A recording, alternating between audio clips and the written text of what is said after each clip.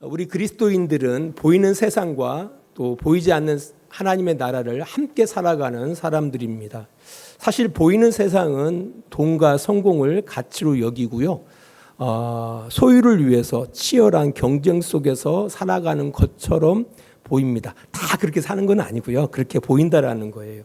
반면 하나님의 나라는 하나님의 형상을 이루는 것을 최고의 가치로 여기고 서로 나누고 자족하면서 더불어 살아가는 나라입니다. 이렇게 생각하면은 자본주의 사회 속에서 우리가 있잖아요. 교회와 성도들이 우리가 처한 상황이나 주후 1세기 로마 통치 하에 초기 교회나 성도들의 상황이 사실 많은 다른 점들이 있을 거예요. 하지만 그 양태는 비슷하다라는 겁니다. 이제 그런 상황과 환경 속에서 그리스도인들이 어떤 신앙의 양심을 가지고 살아간다라는 것이 지금도 힘들고 그때에도 힘들다라는 겁니다.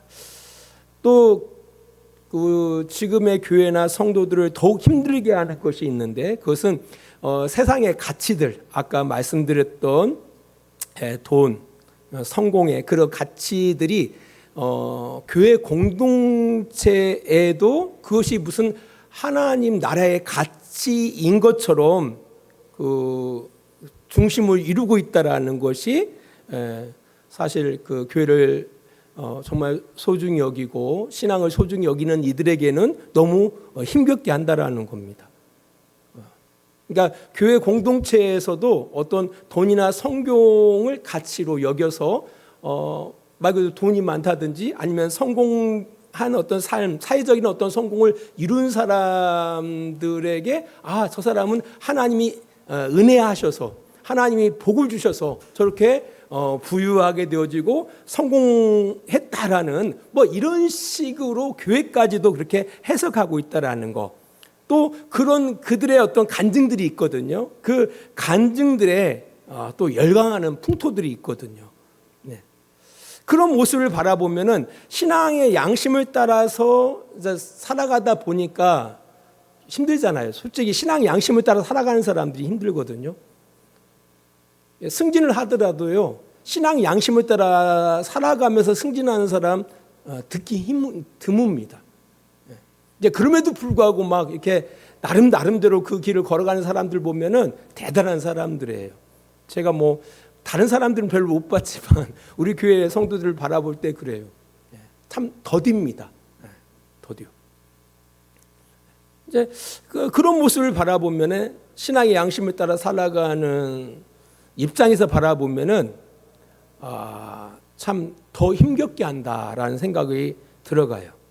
오히려 뭐 좀 더디게 간다든지 어떻게 보면은 그 뭐 직장에서도 뭐 누저처럼 사실 누저가 아닌데 정말 열심히 살아가고 있는 건데 성실하게 살아가고 있는데 뭐 실력 없는 사람처럼 이렇게 보여지는 취급받는 그런 모습들이 뭐 사회 속에서는 그렇게 볼 수 있다고 생각해요. 근데 교회까지도 그렇게 바라보는 것, 그렇게 취급받는 것을 볼 때 더더욱 우리의 신앙을 힘겹게 한다라는 겁니다.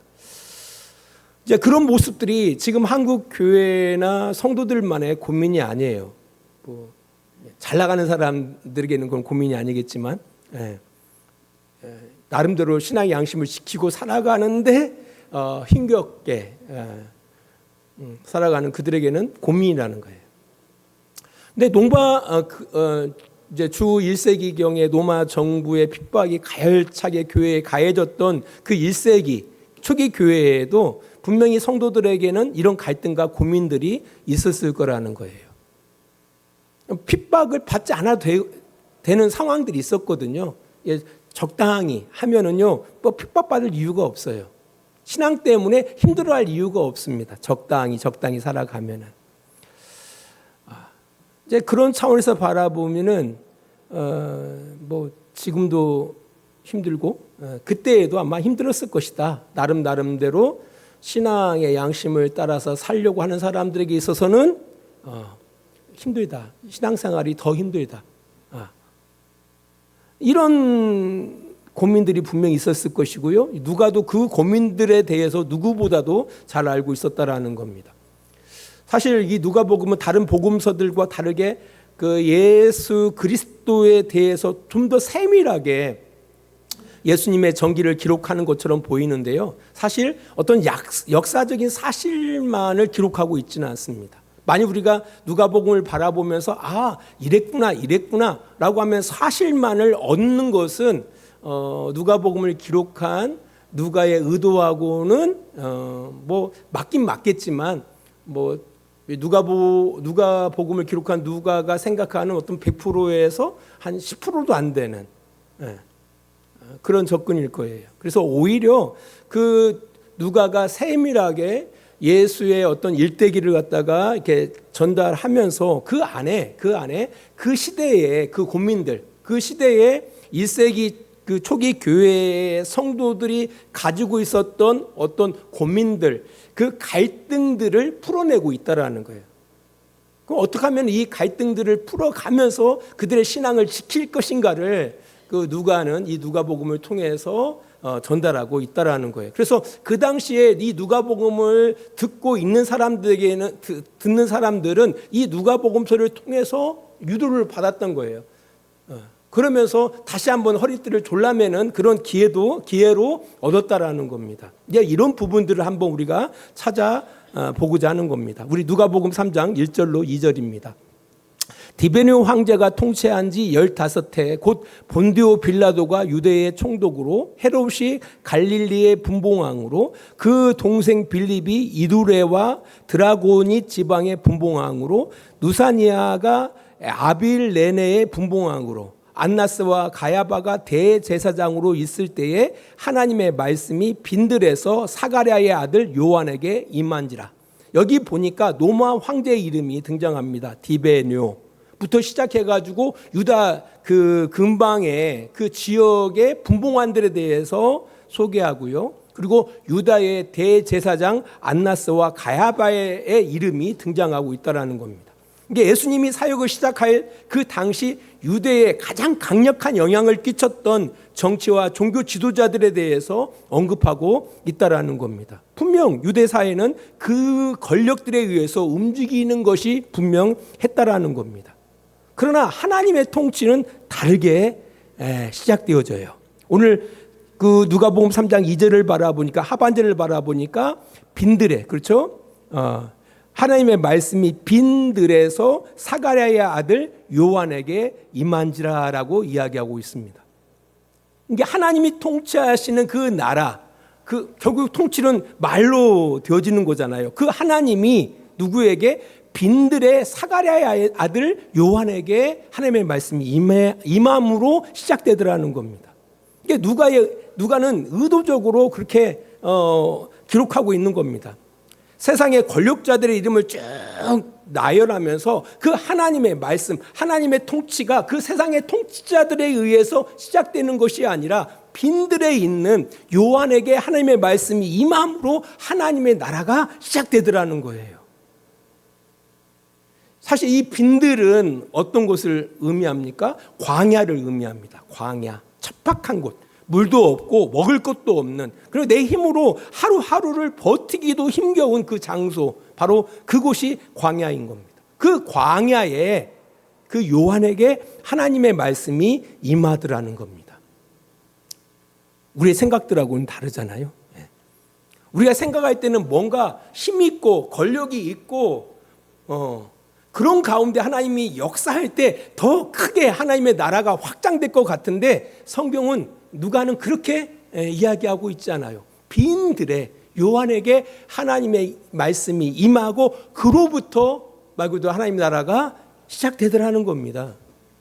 여기서 광야에 대한 그 히브리의 어원을 살피면은 단순히 척박한 장소의 의미만을 내포하고 있지 않습니다. 다른 여러 가지 귀한 그 의미들이 담겨져 있습니다. 여기서 광야라는 이 단어의 어근이 비슷한 것이 있는데요. 말하다라는 그런 어원을 같이 쓰고 있다라는 겁니다. 그 어원이 같아요. 그러니까 광야라는 단어와 마라다라는 어근이 같다라는 겁니다. 곧 그 광야라는 곳은 어떤 곳이냐라고 할 때 말씀이 선포되는 곳이라는 거예요. 말씀이 선포되는 곳. 말씀이 선포되는 것. 사실 우리의 신앙도 그렇잖아요. 여러분들이 좋을 때, 정말 잘 나갈 때는 하나님의 말씀이 들려지지 않습니다. 안 그런가요? 제 경험상은 그래요. 제 경험상 내가 힘들 때 하나님의 음성이 들려지지, 내가 좋을 때는 내 좋은 것에 온통 내 신경이 거기에 몰두되고 있기 때문에 들려지지 않더라고요. 그래서 히브리어에서는 그 이야기하고 있는 거예요. 광야와 마라다라는 어근이 같아요. 광야 속에서 비로소 누가 들려지는 거예요? 하나님의 말씀이 들려지는 거예요. 또 이 광야라는 이 단어에 또 같은 어원이 있어요. 바로 그 가장 깊은 곳, 그러니까 성전에서 가장 깊은 곳, 하나님과 그 단둘이 만나는 장소를 지성소라고 하는 거거든요. 그 지성소와 어원이 같습니다. 그러니까 이 광야라는 것은 버려지고 척박한 땅이 아니라 하나님과 단둘이 만날 수 있는 장소라는 의미가 그 광야의 또 다른 의미라는 겁니다. 네. 하나님과 단둘이 만날 수 있는, 조우할 수 있는 곳이 바로 광야라는 겁니다. 우리가 힘들 때 보면은요, 내 아내도 내 남편도 그 힘듦을 같이 공유하기가 힘들어요. 정말 힘들 때는 철저하게 애로움을 느낍니다. 홀로 되어짐을 느낀다라는 겁니다. 이제 그때가 기회거든요. 그때가 하나님을 만날 수 있는 가장 소중한 기회가 된다라는 겁니다. 그래서 광야라는 의미가 그런 의미가 있다라는 겁니다. 또 한 가지 광야는 어떤 곳입니까? 섞인 것들을 걸러내는 곳이라는 의미도 담고 있습니다. 사실 이스라엘 백성들이 40년 광야를 지나잖아요. 40년 광야를 통해서 뭘 벗게 되어지죠? 그 애굽의 기지들이 벗게 되어지는 기간이 그 광야의 그 기간이었다라는 겁니다. 우리의 세속적인 기질. 이런 기질들이 뭘 통해서, 광야라는 그런 과정을 통해서 우리의 세속적인 기질을 벗어내는 곳이기도 하다라는 겁니다. 우리 성도님들의 상황이 빈들처럼 정말 척박해요. 아무 희망이 없어요. 하루하루가 정말 버틸 뭔가 의지할 수 없는 그런 상황 가운데 느껴지고 있단다라면은 오히려 이 광야의 때가 우리에게는 좋은 기회임을 다시 한번 좀 좋게 해석해 보셨으면 좋겠어요. 그래서 하나님 말씀이 들려줄 수 있는 그런 결정적인 기간이구나. 내가 하나님과의 만날 수 있는 좋은 기회를 얻었구나. 그리고 내가 이때까지 살아왔던 어떤 성공과 부를 쫓아서 이렇게 살아갔던 이런 것들이 벗어날 수 있는, 그래서 하나님의 말씀을 가지고 정말 우리의 존재다움을 향하여 살아갈 수 있는 좋은 어떤 계기구나라고 이렇게 해석하고 기억할 수 있는 그런 우리 주양교회 성도들이 되어지기를 주의 이름으로 축원합니다. 두 번째로 요한은 그 이사야의 예언대로 주의 길을 예배하는 그 광야에 애치는 자로서의 사역을 감당하거든요. 이 이야기가 누가복음 3장에 기록되어져 있습니다. 누가복음 3장 7절로부터 9절입니다. 누가복음 3장 7절로부터 9절입니다. 요한이 침례를 받으러 나오는 무리에게 이르되 독사의 자식들아 누가 너희에게 일러 장차 올 진노를 피하라 하더냐. 이러므로 회개에 합당한 열매를 맺고 속으로 아브라함이 우리 조상이라 말하지 말라. 내가 너에게 이르노니 하나님이 능히 이 돌로도 아브라함의 자손이 되게 하시니라.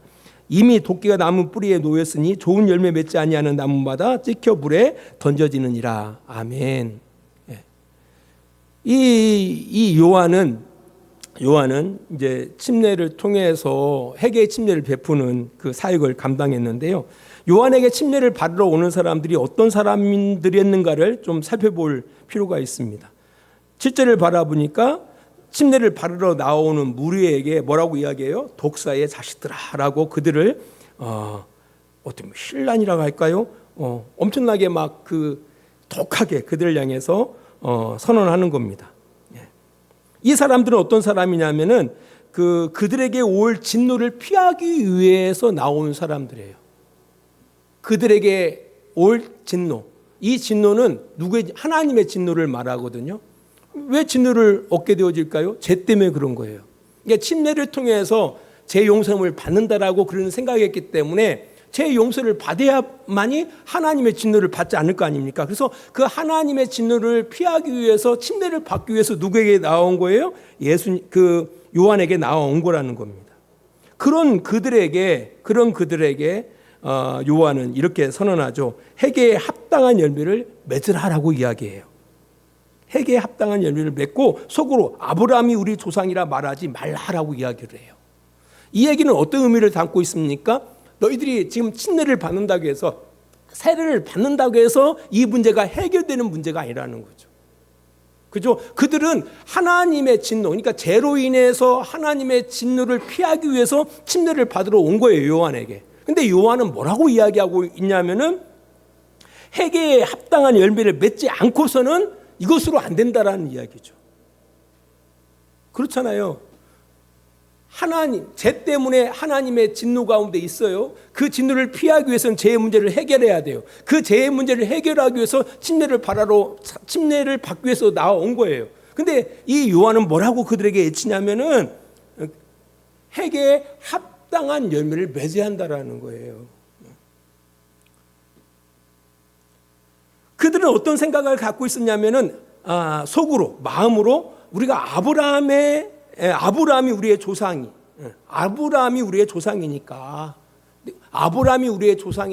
우리는 하나님의 진노를 피할 수 있을 거라고 그들은 생각했다라는 거죠. 그 혈통적으로. 그러니까 일종의 면죄부 같은 것들이 그들에게 있었던 것으로 보입니다. 실제로 유대인들은요, 그런 의식들이 있었거든요. 아브라함, 조상의 덕을 통해서 하나님으로부터 복을 받는다라는 그런 생각을 갖고 있었습니다. 꼭 뭐가 가냐면은 어떤 그 권사님들 그런 얘기를 했거든요. 목사님 자녀들은 복을 많이 받을 거예요. 왜요? 목사님 자녀잖아요. 이렇게 이야기하는 사람이 진짜 있어요. 진짜.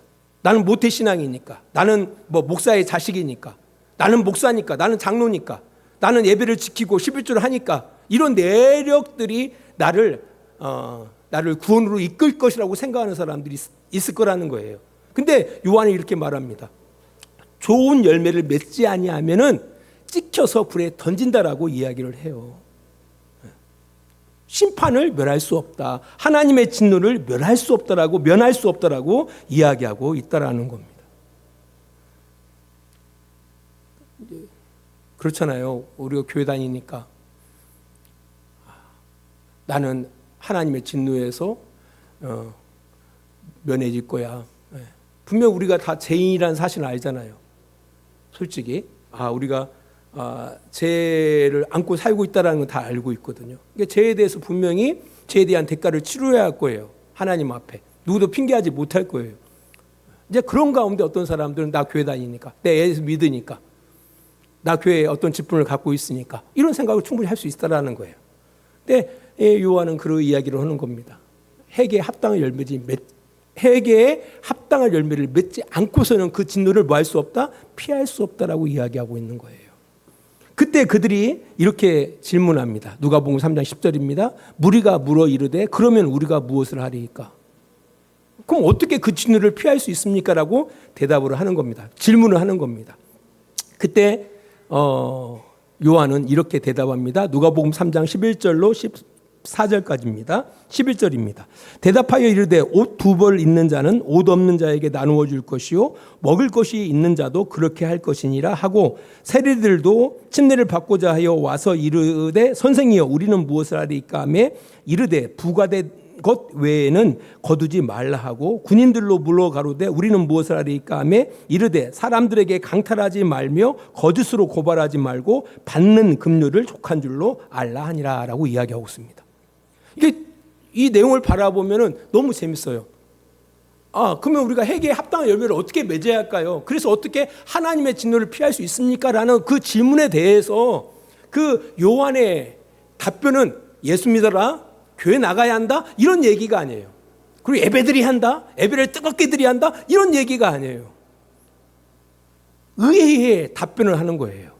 옷 두 벌 있는 자는 옷 없는 자에게 나눠줘라. 지금의 시대를 상상하시면 안 돼요. 그 당시에는 대부분 단벌 신사들이에요. 옷 두 벌을 갖고 있다는 건 부자라는 이야기예요. 나름대로 넉넉한 사람들을 의미하고 있는 겁니다. 그러니까 넉넉한 사람들은 넉넉하지 못한 사람들, 옷 없는 자, 옷이 없다라는 건 그 당시 다 그래도 단벌은 갖고 있었어요. 옷 한 벌은 갖고 있었는데 문제는 뭐냐면은 그 옷 그 자체도 없는 사람들이 있었거든요. 뭐 저당을 잡혔다든지 뭐 이런 이유로 옷이 없는 사람들이 있었다라는 겁니다. 그러니까 당연히 추위를 날 수가 없는 거죠. 추위를 날 수 없는 사람들에게 뭐예요? 너는 넉넉한 옷이 하나 더 있잖아요. 그 옷을 나눠주라는 겁니다. 먹을 것이 있는 자도 그렇게 할 것이다. 지금이야 먹을 것이 흔하잖아요. 하지만 그 당시에는 먹을 것이 기이한 시대였다라는 겁니다. 저희 아버님 때에도 목수 하루 품삯이 쌀 한 대였어요. 쌀 한 대. 목수의 하루 품삯이 쌀 한 대였다고요. 쌀 한 대. 예. 그런 시대가 있었거든요. 이게 먹을 것이 있는 자, 이게 넉넉한 사람을 이야기합니다. 넉넉한 사람도 그렇게 할 것이다. 예. 이게 넉넉한 사람이 뭐 하는 것? 넉넉하지 못한 결핍한 사람들에게 나누어 주라는 겁니다. 이것이 회개에 합당한 열매라는 거예요. 이제 부자들에게, 넉넉한 사람들에게 도전하는 겁니다.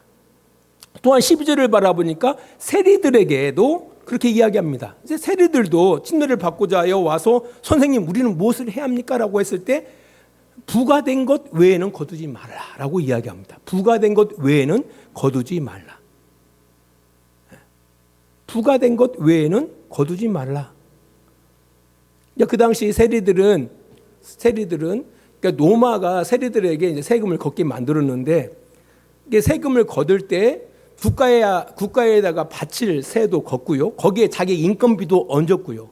근데 그 못된 정말 나쁜 세리들은 거기에다 플러스 알파를 더한 거예요. 그래서 부를 축적했던 겁니다. 그런 그들에게 요한은 말하는 겁니다. 부가된 것 외에는 거두지 말라는 겁니다. 그러니까 그 로마 정부에게 바칠 세금 더하기 네 인건비 그 정도라는 거예요. 그 이상의 것을 거두지 말라고 이야기하고 있는 겁니다. 또한 군인들도 묻죠. 우리는 무엇을 해야 합니까? 라고 할 때 사람들에게 강탈하지 마라. 거짓으로 고발하지 말고 받는 급료를 족한 줄로 알아. 왜 사람들이, 이 군인들은 힘이 있잖아요. 그 당시에 뭐 경찰보다 더 엄청난 힘을 갖고 있는 게 군인들 아닙니까? 강제로 탈취하지 말라는 겁니다. 거짓으로 고발해서 뭔가 이익을 위해서 고발하지 말라는 거죠. 그리고 받는 급료, 내가 군인 하면서 먹고 살 수 있는 그만큼으로 족한 줄로 알라라고 도전하고 있는 겁니다. 그러니까 이 회개에 합당한 열매를 이렇게 바라보면은요, 그렇게 뭐 엄청난 것이 아니에요. 엄청난 것이 아닙니다. 그냥 우리의 일상 속에서 좀 넉넉한 사람은 결핍한 사람들하고 나누고 살아라.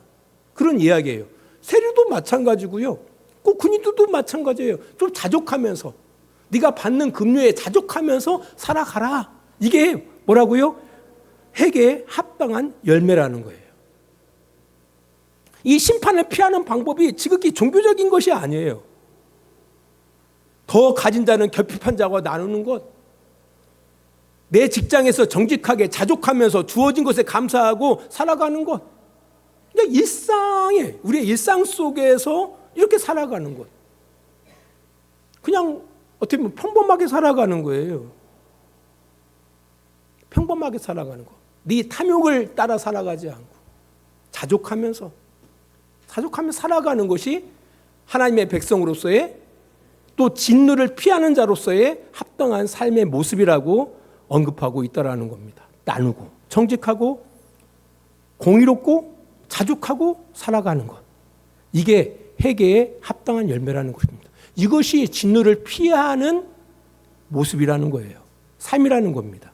저는 우리 주양교회와 우리 성도님들이 이런 삶을 살아가기를 원해요.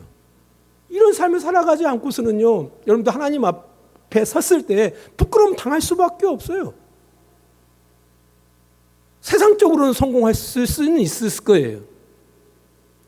그러나 하나님 앞에 핑계하지 못할 겁니다. 이런 회개에 합당한 열매를 맺는 그런 시작을 알리는 2026년도가 되어지기를 축원합니다. 마지막 이야기인데요. 누가복음 3장 23절입니다. 누가복음 3장 23절을 바라보니까요. 그 위는 에노스요, 그 위는 셋이요, 그 위는 아담이요, 그 위는 하나님이시니라 라고 기록하고 있습니다. 38절입니다. 죄송합니다. 38절. 네. 여기 보니까 이 누가는 예수님의 사역 시작점에서 그 예수님의 족보를 기록하고 있어요. 이 족보는 마태복음과 달라요. 마태복음은 아브라함과 다윗의 자손 예수 그리스도의 세계라 해가지고 아브라함으로부터 시작해가지고 예수까지 이르는 그 족보가 기록되어 있는데요. 이 누가복음은 달라요. 누가복음은 예수님으로부터 시작해서 하나님께까지 거슬러 올라갑니다. 이것이 또 시사하는 바가 크거든요. 이게 예수님이라는 존재 그 자체가 단지 어떤 이스라엘이라는 한 민족의 구원자가 아니라 온 인류의 구원자임을 이 족보를 통해서 드러내고 있다라는 겁니다. 아브라함과 다윗의 자손 예수 그리스도의 세계라. 예수가 누구? 아브라함의 자손이라는 거죠. 아브라함의 혈통을 가지고 있는. 어떻게 보면 이방인들에게 있어서는 어려워요.